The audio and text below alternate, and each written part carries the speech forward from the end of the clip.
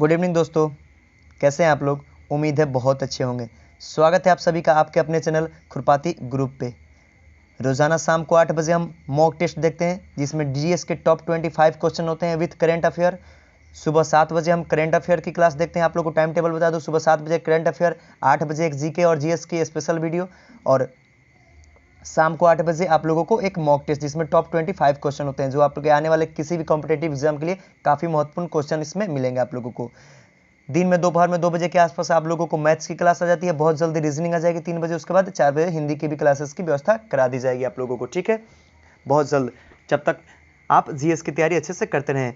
10th to 12th with competitive exam आपके channel पे क्या क्या मिलेगा। 10th के एग्जाम की तैयारी, 12th के, 11th के और सभी कॉम्पिटेटिव एग्जाम की तैयारी आपके इसी चैनल खुरपाती ग्रुप पे मिलेगा, ठीक है मेरे दोस्त। तो चैनल को सब्सक्राइब कर लीजिए, वीडियो अच्छा लगे तो इसे लाइक कर दीजिए और अपने और भी दोस्तों साथी को शेयर कर दीजिए। आइए शुरू करते हैं अपना आज का शानदार मॉक टेस्ट। ये मॉक टेस्ट नंबर 11 है। 10 हम ऑलरेडी देख चुके हैं। अगर आप अभी तक वो वीडियो नहीं देखे हैं तो लिंक डिस्क्रिप्शन में है, उसे आप लोग जाकर देख लें। काफ़ी महत्वपूर्ण आपका जीएस जो है तगड़ा हो जाएगा, ठीक है। आइए शुरू करते हैं अपना आज का शानदार सेशन। पहला प्रश्न है, कह रहा है ब्लीचिंग पाउडर का रासायनिक सूत्र है।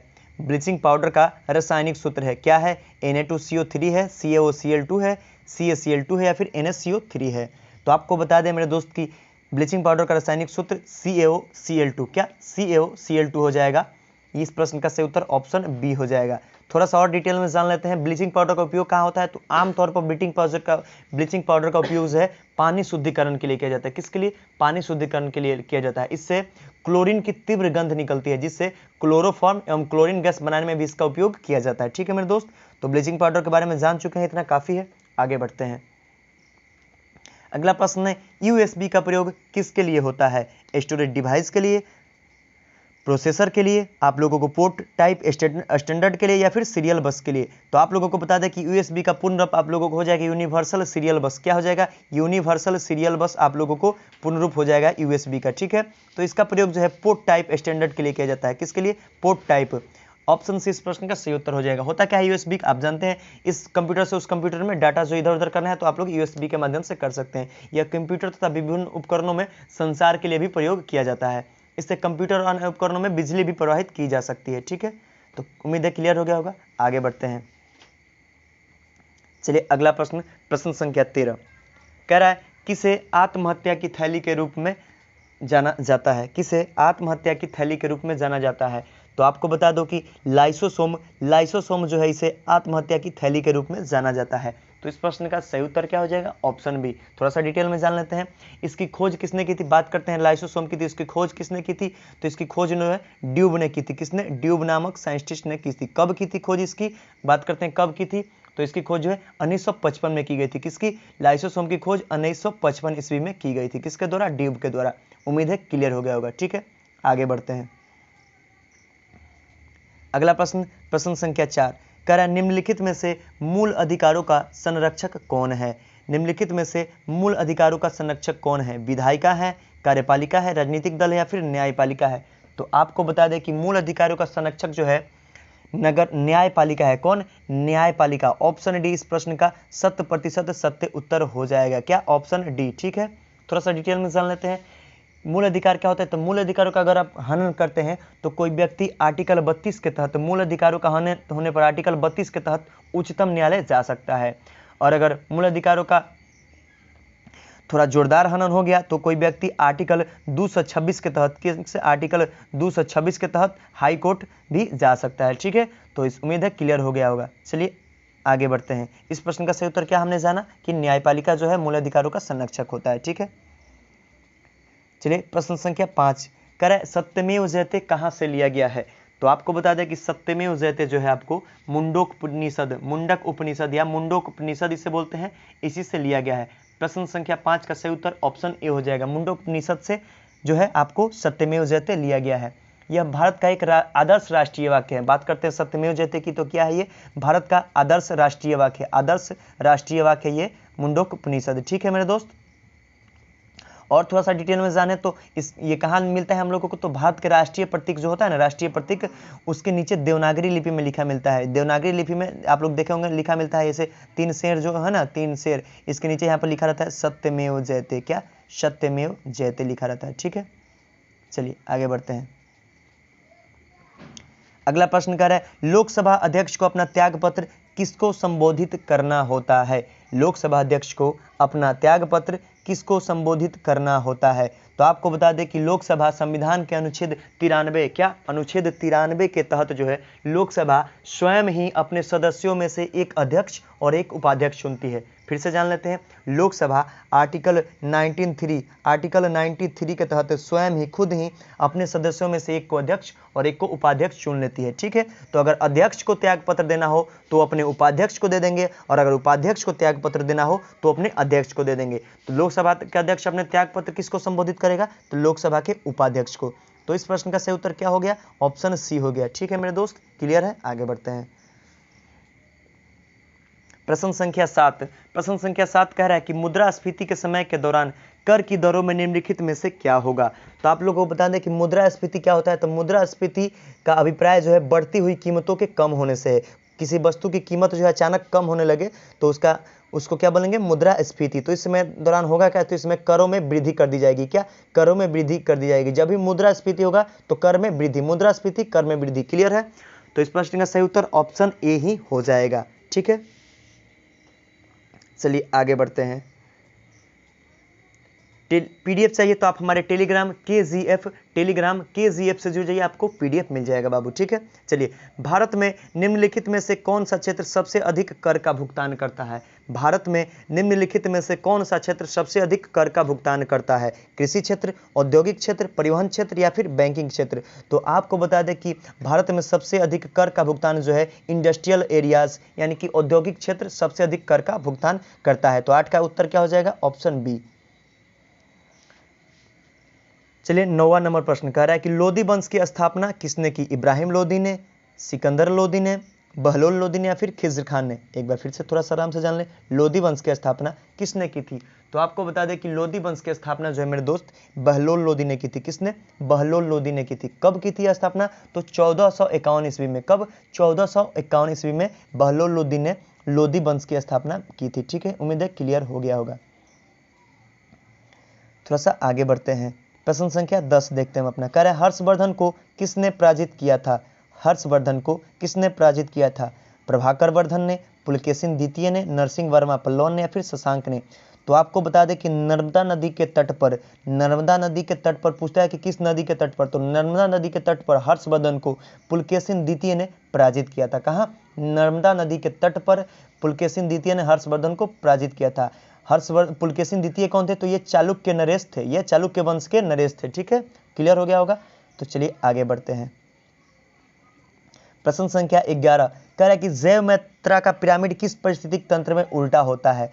तो जैव मात्रा क्या होता है ये थोड़ा जान लेते हैं। जैव मात्रा एक पारिस्थितिक तंत्र की अक्षर श्रृंखला होता है जो प्रत्येक पोषण स्तर पर जीवों के सकल भार, ऊर्जा एवं संख्या का ग्राफ निरूपण करता है। क्या, जैव मात्रा जो है एक पारिस्थितिक तंत्र होता है जो प्रत्येक पोषण स्तर पर जीवों के सकल भार, ऊर्जा को एक ग्राफ के तहत दर्शाया जाता है। तो जैव मात्रा का पिरामिड उल्टा जानते हैं क्या होता है, झील में या तालाब में, झील में या तालाब में। तो जैव मात्रा का पिरामिड उल्टा कहाँ मिलेगा आप लोग को, या तो झील में या फिर तालाब में। तो इस प्रश्न का सही उत्तर ऑप्शन ए हो जाएगा। तब तक अगला प्रश्न देखते हैं हम। आप लोग इसका उत्तर तब तक कमेंट कीजिए, तब तक मैं बता ही दूंगा।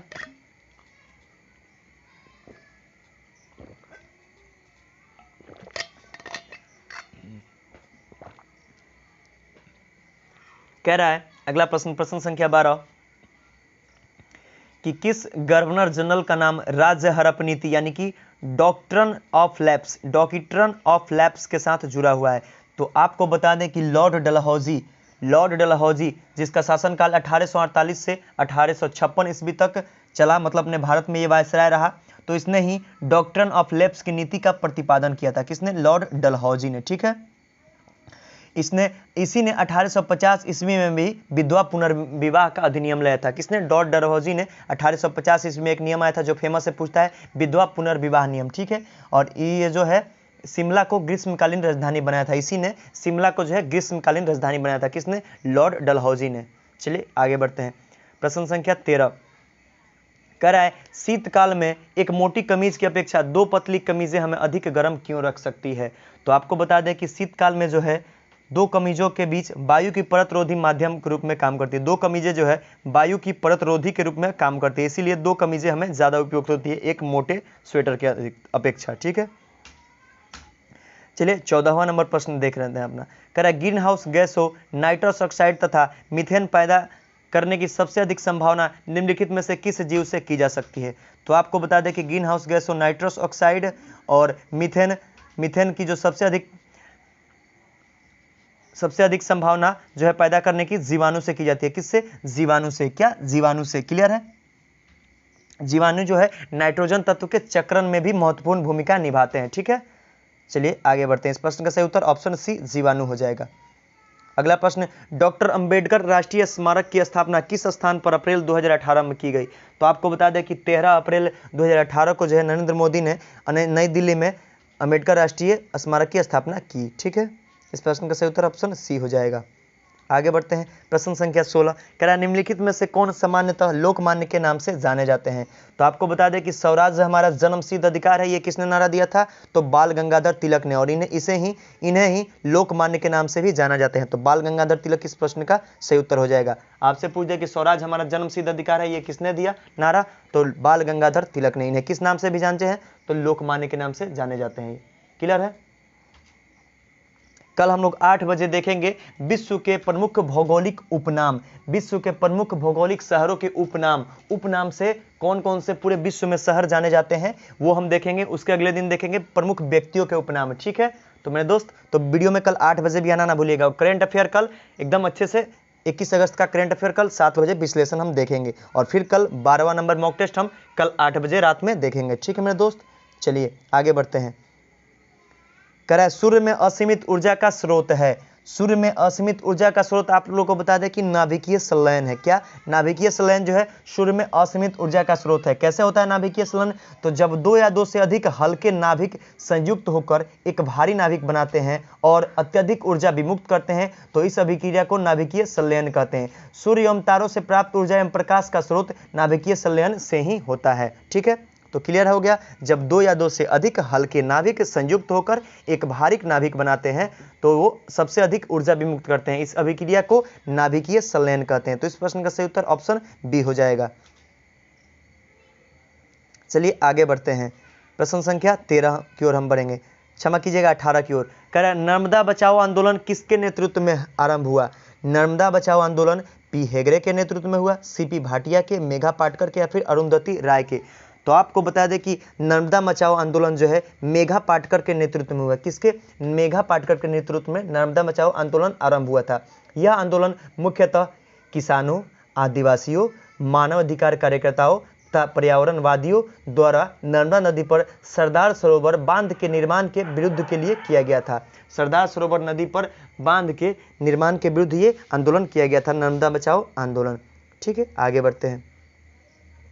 प्रश्न संख्या 19 कह रहा है क्षमा कीजिएगा कि राज्यसभा के लिए मनोनीत भारतीय चलचित्र की पहली अभिनेत्री कौन थी। राज्यसभा के लिए मनोनीत भारतीय चलचित्र की पहली अभिनेत्री कौन थी। तो आपको बता दें कि राज्यसभा के लिए मनोनीत भारतीय चलचित्र की पहली अभिनेत्री नरगिस दत्त थी। कौन? नरगिस दत्त थी। ठीक है, इन्हें मदर इंडिया फिल्म के लिए ऑस्कर का पुरस्कार भी मिला है। किस फिल्म के? मदर इंडिया फिल्म के लिए।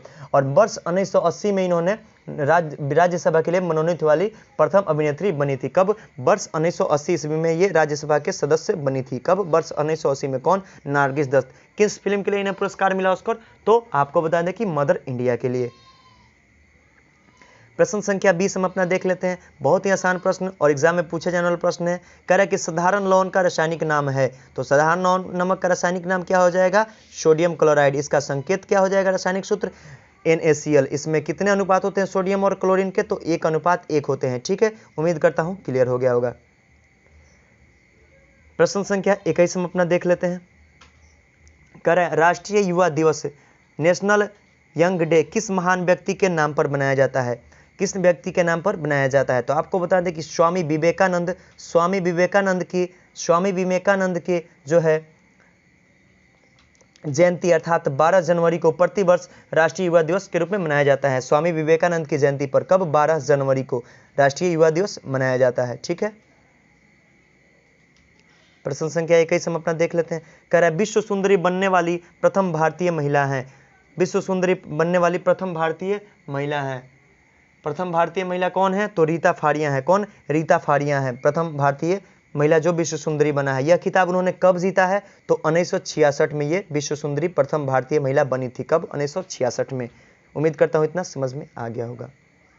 चलिए आगे बढ़ते हैं प्रश्न संख्या 23 की ओर। कह रहे भारतीय रिजर्व बैंक की स्थापना कब हुई? वर्ष 1934 में, वर्ष 1952 में, वर्ष 1948 में या फिर वर्ष 1935 में। तो आपको बता दें कि रिजर्व बैंक की स्थापना जो है 1 अप्रैल, कब? 1 अप्रैल 1935 को हुई थी। 1935 को भारतीय रिजर्व बैंक की स्थापना हुई थी, वर्ष 1935 में 1 अप्रैल को। ठीक है, कब? 1 अप्रैल को। ठीक है, इसका मुख्यालय की बात करें हम तो कहाँ है? मुंबई में है। कहाँ है इसका मुख्यालय? मुंबई में इसका मुख्यालय। ये सभी बैंकों का जो है संचालक है। यह भारत के जितने भी बैंक है ना, उन सभी का संचालक कौन होगा मेरे दोस्त? तो रिजर्व बैंक होगा।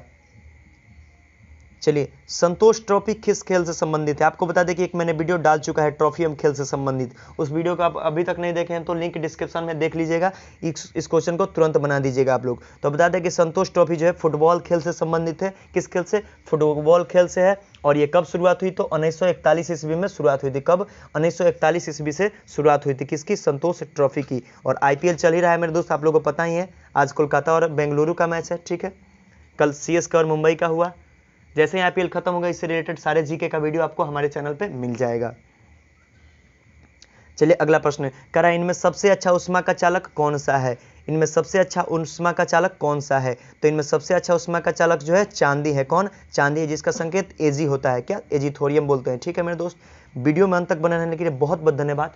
उम्मीद करता हूँ आप लोगों को वीडियो अच्छा लगा होगा। कमेंट करके जरूर बताएं वीडियो कैसा लगा, और वीडियो अच्छा लगे तो लाइक कर दें, एक लाइक कर दीजिए, शेयर कर दीजिए वीडियो को, और चैनल पर नए तो सब्सक्राइब कर लीजिए। आपके संपूर्ण कॉम्पिटेटिव तथा 11th 12th और 10th की तैयारी आपको हमारे चैनल पर मिल जाएगा मेरे दोस्त। ठीक है, और बहुत ही शानदार एक क्रैश कोर्स आएगा क्लास 10th के लिए आप लोगों को, उसको भी आप लोगों को सूचना मिल जाएगा। पढ़ें कहीं भी, पर क्रैश कोर्स हमारा जरूर ज्वाइन कीजिएगा। आप लोगों को एग्जाम में जो मैथ्स में 90+ और सब्जेक्ट मतलब टोटल आप लोगों को 450+ नंबर लाने का टारगेट रखा जाएगा उस क्रैश कोर्स के माध्यम से ही। ठीक है मेरे दोस्त, चलिए वीडियो में आज के लिए इतना ही। तब तक के लिए जय हिंद, जय भारत। और बहुत जल्द रीजनिंग भी आएगा आपको।